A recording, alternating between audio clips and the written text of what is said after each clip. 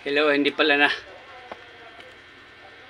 Ito nakapantulog na ako pero nakita ko itong vlog ni Dr. Willie Ong para sa katawan natin, lalo na tayo mga senior. Panoorin po natin. Siya po ang speaker for the night. Good evening.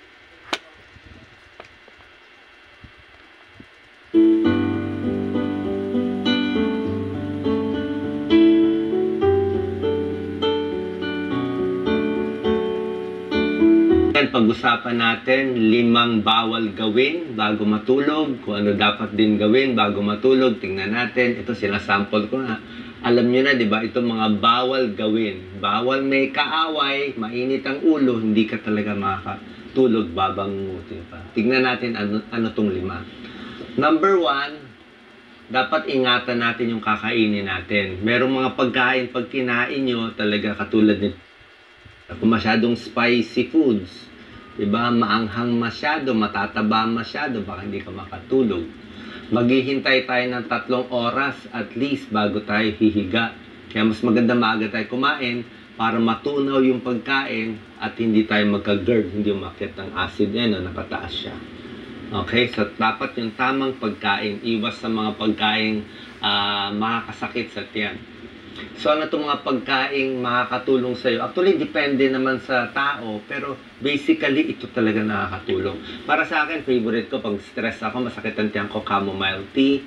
Kung walang pera pambili ng chamomile tea sa supermarket, ano na lang, hot water. Pwede na hot water, yan. Tapos, pwede ang saging, pamparelax ang saging, pampakalma ng tiyan. Konting kanin, konting isda, basta light meal lang sa gabi, may tulong yan. Oatmeal, prutas, very healthy po, mga pamparelax ng tiyan. Pagdating sa gatas, depende po sa inyo. Katulad ko, meron akong lactose intolerance. Pag kakain ako pagkain may gatas o inom nito, magtatay ako eh.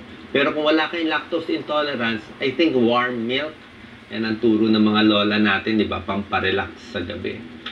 Ano naman yung mga pagkaing iiwasan sa gabi? Ayan, syempre kape, di ba? Kape pampagising eh, may kape, hindi ka makakatulog. Kakabugba dibdib. Alak, hindi rin po maganda. Maraming gumagamit sa alak na pampatulog, pero ang problema sa alak ay hindi mahimbing ang tulog mo, mababaw lang. Tapos pagising mo, may hangover ka pa. Tsaka magiging dependent ka sa alak, nakakataba pa to. Okay? So, alak hindi maganda, kape hindi maganda sa gabi. O, depende sa inyo kung kaya nyo pa rin naman matulog. Di, okay, di ba? Itong tips natin para sa hirap matulog sa gabi. Iwas sa masyadong curry, spicy, maanghang masyado. Di ba? Baka kumulo ang tiyan mo eh. Mahirap matulog na masakit ang tiyan. Matatabang pagkain, oily, fatty foods. Ang problema sa fatty foods, matagal matunaw. Ang tagal matunaw nito. 4 or 5 hours na sa tiyan mo pa yan. Kaya lagi ka pang busog. Mahirapan ka matulog. Baka pa tayo bangungutin, di ba? Second tip,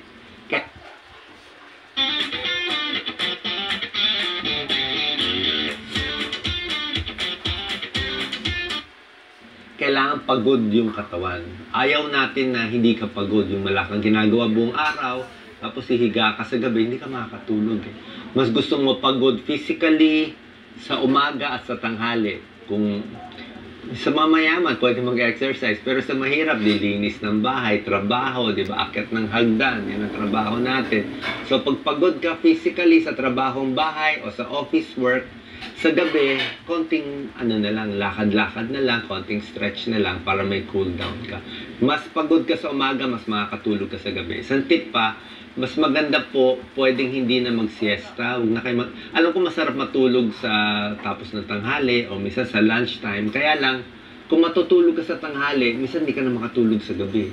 So kung talagang may insomnia ka, medyo try mo pigilan ang pag-siesta, ipunin ang tulog sa gabi. Number 3, ang bawal gawin, bawal magalit.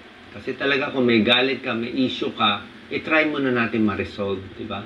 Mag-usap kayo ng partner mo, ng mga kaibigan mo, paano matanggal yung galit sa ulo mo. Tingnan mo, hindi siya makatulog eh. Man should forget his anger before sleeping, sabi ni Gandhi. Hindi ka makakatulog. Sasakit pantiyan mo, ma-heart attack pa yan.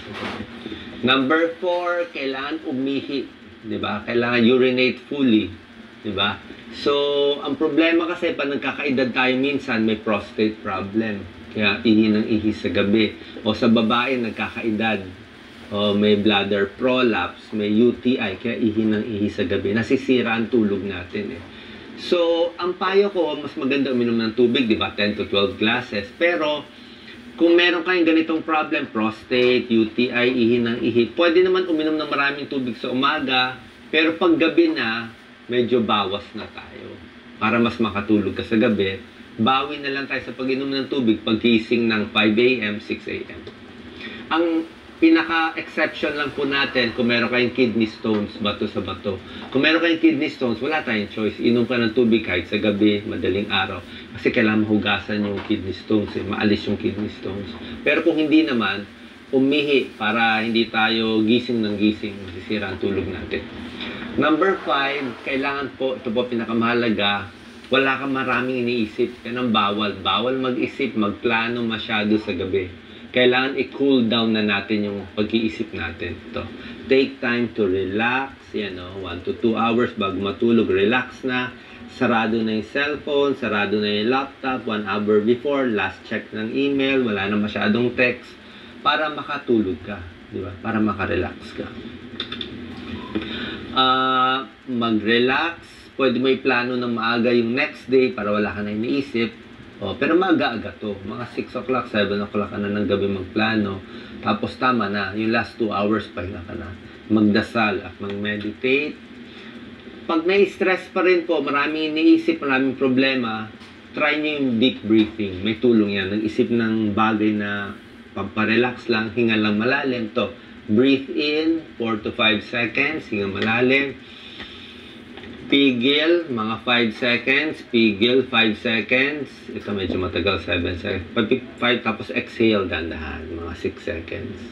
So, dahan-dahan, hinga, pigil, at relax. Maraming sakit matutulungan ng deep breathing exercise. Kung may high blood, medyo bababa yung high blood.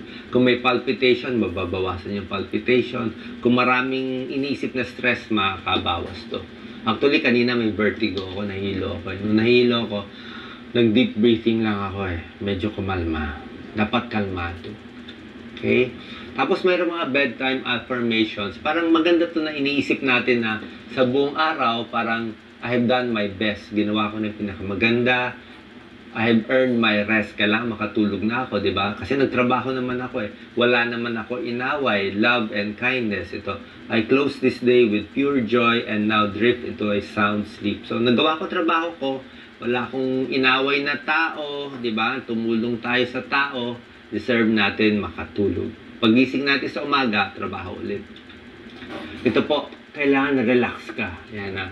Marami humihingi sa akin ng sleeping pills. Laging may problema. May iniisip, may asar sa katawan, galit sa mundo, may kulo eh, may mainit ang ulo eh. Pero pinaka-effective sleeping pill, peace of mind. Pwede kayo mag-psychologist, mag-psychiatrist, alisin yung bumabagabag sa utak ninyo.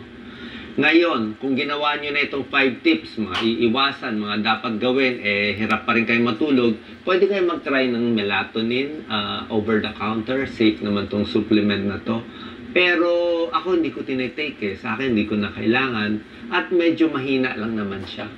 Antioxidant, healthy naman, walang masama, pero yung iba kahit may melatonin, hindi pa rin makatulog. Parang may tulong makatulog konti, pero yung talagang insomnia na talaga, hindi makatulog, kailangan nyo na ng sleeping pills. Pero ang sleeping pills, doktor magbibigay, kailangan may S2 license, magkukonsulta ka sa doktor mo, hindi basta-basta makakabili nito. At syempre, titimbangin ng doktor, kailangan nyo ba talaga to? Kasi kung gabi-gabi, baka ma-addict ka dito, di ba? Ma-addict ka, mag-groggy ka sa gabi. Ayaw naman natin araw-arawin mo kasi nagiging dependent ka rin dito. So, consult your doctor kung bagay sa iyo ang sleeping pills.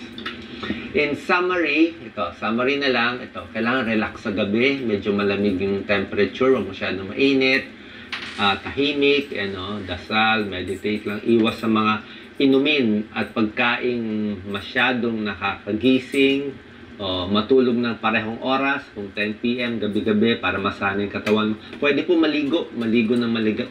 Hindi bawal maligo sa gabi, maganda nga maligo sa gabi para malinis ang buhok, malinis ang muka, yan, para relax na relax ka. Tapos sarado na tong laptop natin. So sana po nakatulong tong tips natin, pwede natin gawin, mga bawal at dapat gawin bago matulog. Thank you for watching. I hope you like the video. Don't forget to subscribe.